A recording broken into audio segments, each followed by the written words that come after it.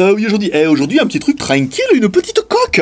Oui, bah c'est surtout une coque que moi j'ai vue sur le market pour moi. Parce que je l'ai vue, puis je dis, oh, il me la faut, elle est trop belle. Voilà, donc c'est une coque de la marque Caneng. Voilà, et comme son nom l'indique, est vietnamien bien sûr. C'est allemand, voilà. C'est allemand, marque allemande et tout, donc qui fait fabriquer en Chine. Donc forcément, à partir du moment où on fait fabriquer en Chine, on peut pas s'étonner qu'on en trouve aussi en Chine. C'est normal. Alors, la coque est livrée dans une jolie boîte. J'adore les boîtes, mais là, les boîtes, elle est en métal et tout. Vous voyez, comme une boîte à gâteau, là, un truc bien. Dans lequel vous allez retrouver la coque rangée comme ça dedans. Vous allez trouver aussi un petit mousqueton.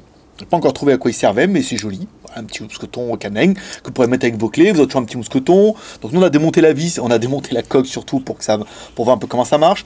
Un petit tournevis qu'il vous faudra pour monter la coque. Alors on verra après que c'est pas le meilleur des tournevis, mais bon, il est dedans, on va pas râler. Et enfin un petit jeu comme ça avec 4 vis supplémentaires. On vous expliquera après pourquoi. Et une petite attache pour mettre ici directement dans la coque, en fait dans l'angle si jamais vous venez à perdre ou casser. Il y a aussi une petite dragonne, alors que nous on a attaché, enfin que nous moi-même, j'ai attaché directement ici. Vous pouvez la mettre ou pas la mettre, mais c'est vrai que oui, forcément, vous pouvez enlever ça.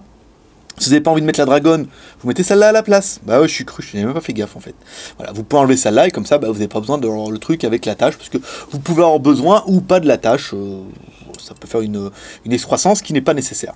Alors, à l'arrière, on retrouve une coque en métal, joli métal. Enfin, c'est de l'aluminium, apparemment, ce qui est donné, avec les bouts en métal ici.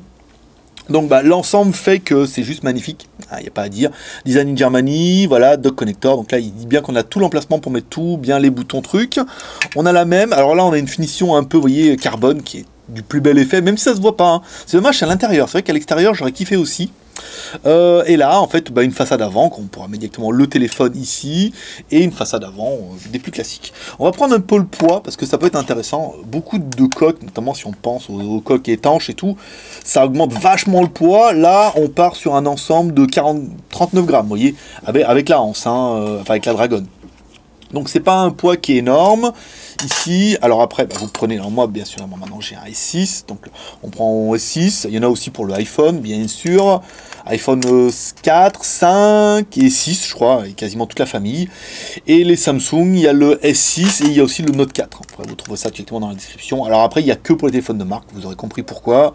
Forcément, les téléphones underground, les fabricants ne vont pas investir dans la production de coques, sachant que les téléphones, même s'ils se vendent pas mal, je veux dire, quand un fabricant vend une série de téléphones à, je sais pas, 20 000 exemplaires, c'est bien.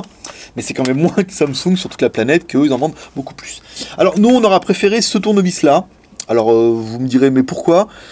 Déjà, parce qu'il est plus pratique. On va mettre la vis et tout ici, comme ça. Là, oui, quand on peut le mettre avec la main et tout dessus. Donc, c'est quand même plus pratique. Ici, on serre. Et ça permet d'avoir beaucoup plus de force de serrage.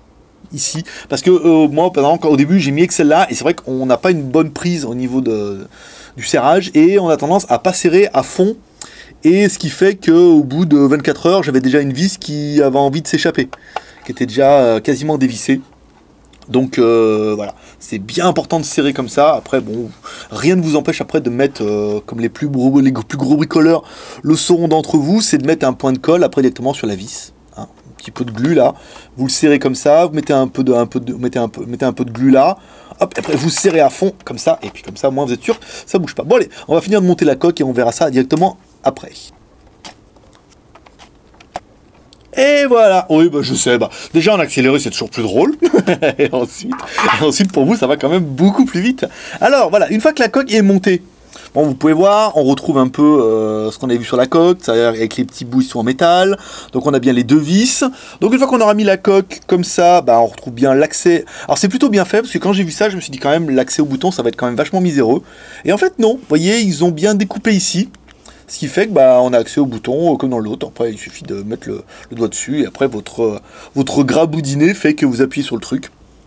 Dessous, donc on a bien accès à l'USB. Donc après, j'avais un petit doute, je me suis dit, tiens, est-ce que mon OTG va continuer à rentrer dedans?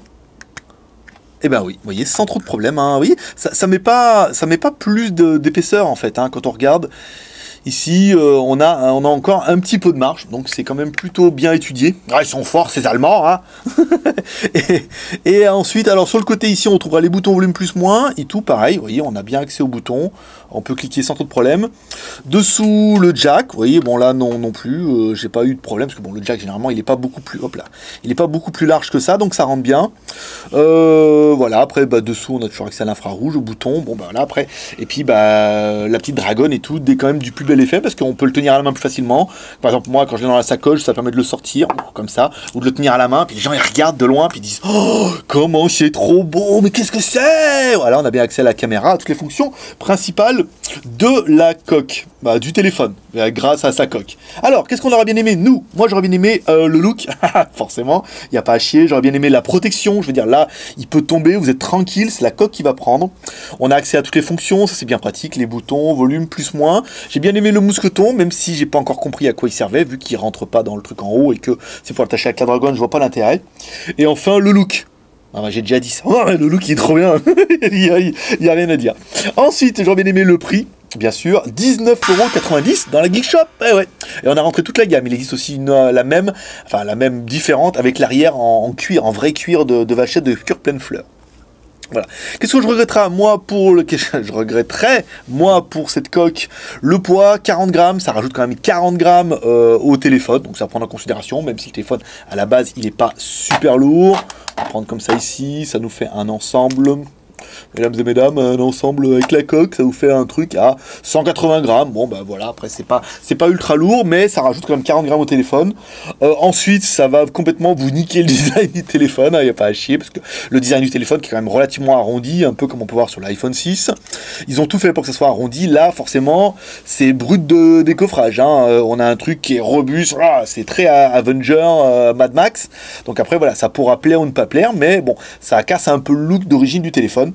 Et enfin le look, oh, c'est trop bien. Ah, mais ça je l'ai déjà dit ça. Oui mais bon voilà quoi, ça a de la gueule, hein. Vous l'avouez quand même que c'est un petit peu de gueule. Allez, on continue avec le bilan.